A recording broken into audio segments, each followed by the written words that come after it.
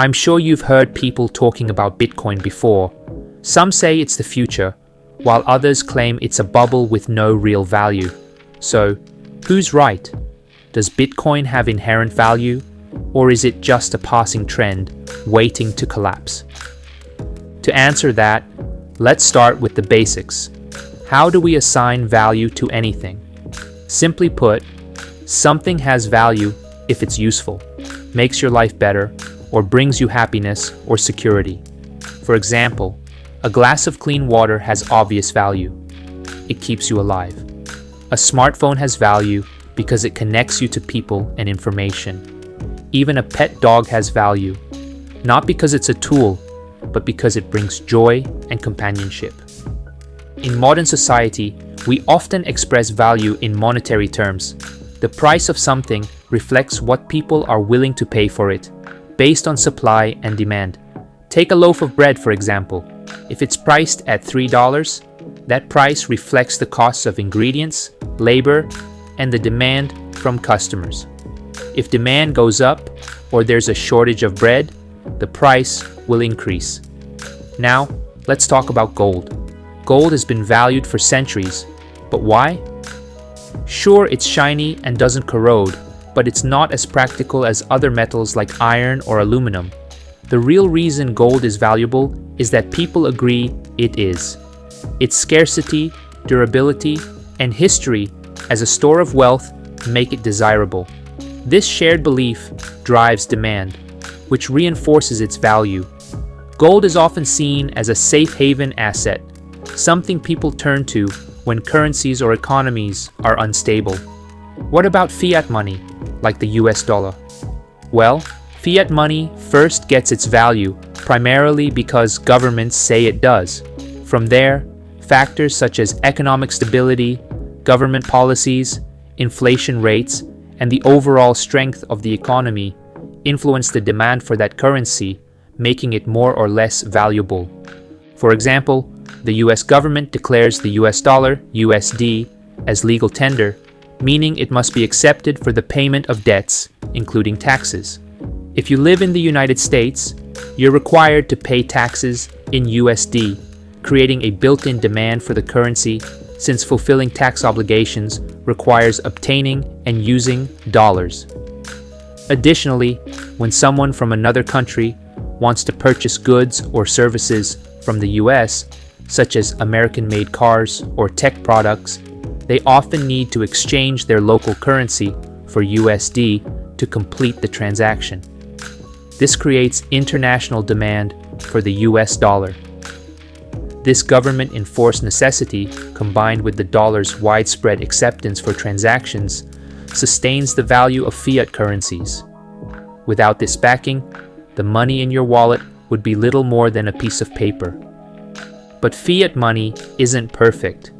Its value relies heavily on trust in the government and central banks. If that trust erodes, the value of fiat money can collapse. This brings us to its biggest vulnerability, inflation. When governments print too much money, its value drops because there's more of it chasing the same amount of goods and services. A dramatic example of this is Zimbabwe in the late 2000s. The government printed money to cover excessive spending, leading to hyperinflation. By November 2008, inflation had reached a staggering 79.6 billion %. Prices doubled every day. Imagine buying a loaf of bread today and finding it costs twice as much tomorrow. People carried wheelbarrows of cash just to buy basic necessities. The money became so worthless that many resorted to bartering. Around the same time, the world faced another crisis, the global financial meltdown. Known as the Great Recession, it exposed deep flaws in the traditional financial system. Banks had taken reckless risks, and when things went wrong, major institutions like Lehman Brothers collapsed. Governments had to step in with massive bailouts to prevent total economic collapse. Stock markets plunged, unemployment soared, and millions lost their homes and savings. The crisis revealed how centralized control by banks and governments could fail, leaving ordinary people to bear the brunt of their mistakes.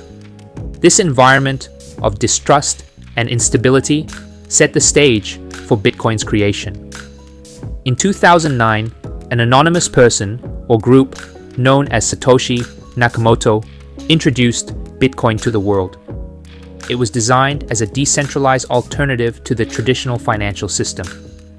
Bitcoin's core principles, limited supply, resistance to censorship, and independence from central authorities, address many of the weaknesses of fiat money.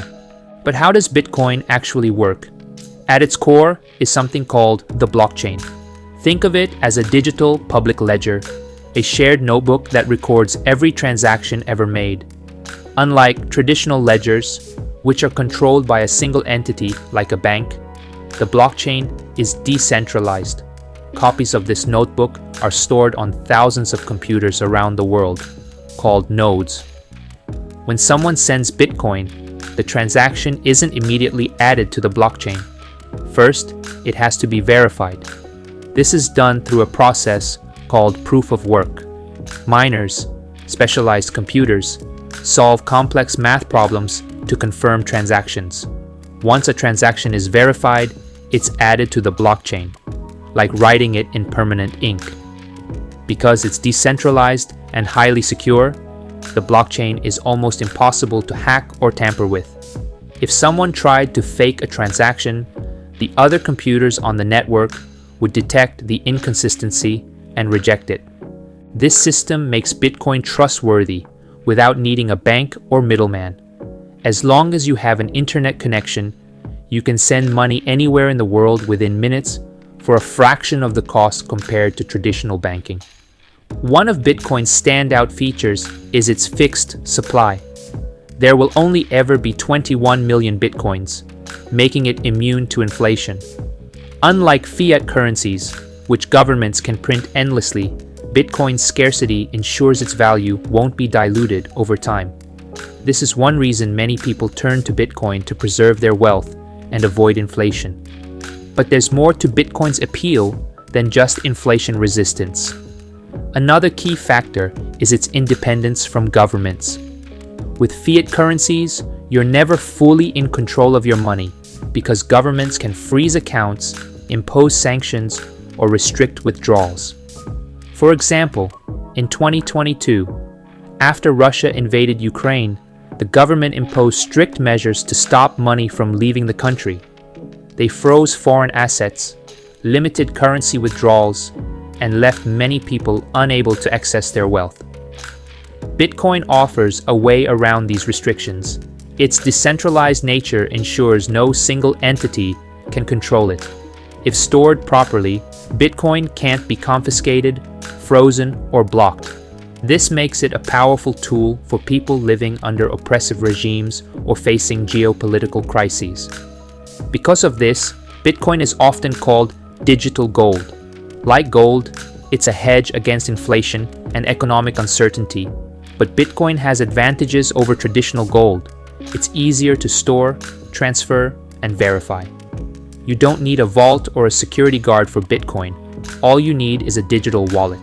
And unlike gold, Bitcoin is much harder for governments to seize. Bitcoin isn't just a form of money or digital gold.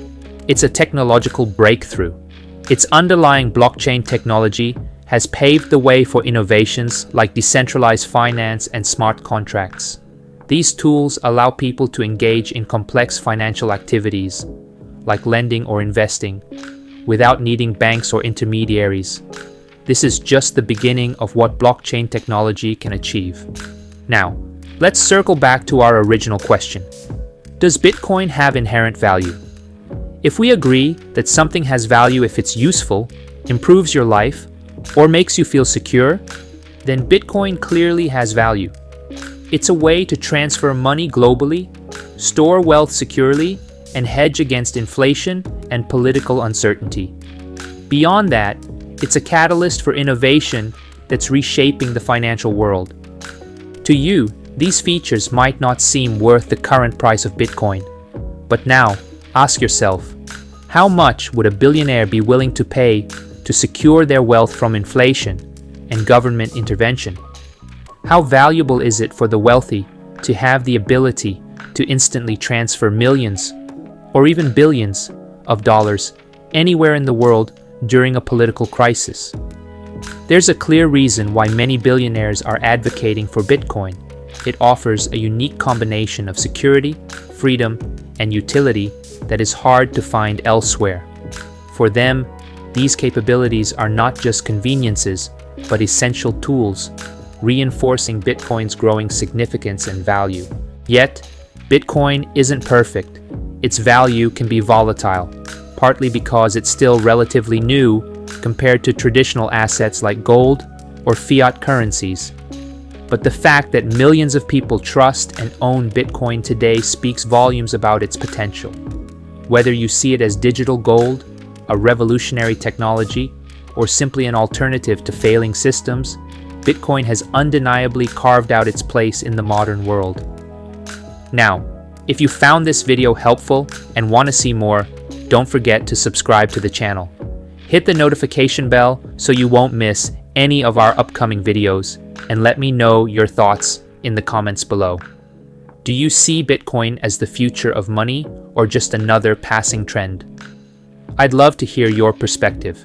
Thanks for watching, and I'll see you in the next one.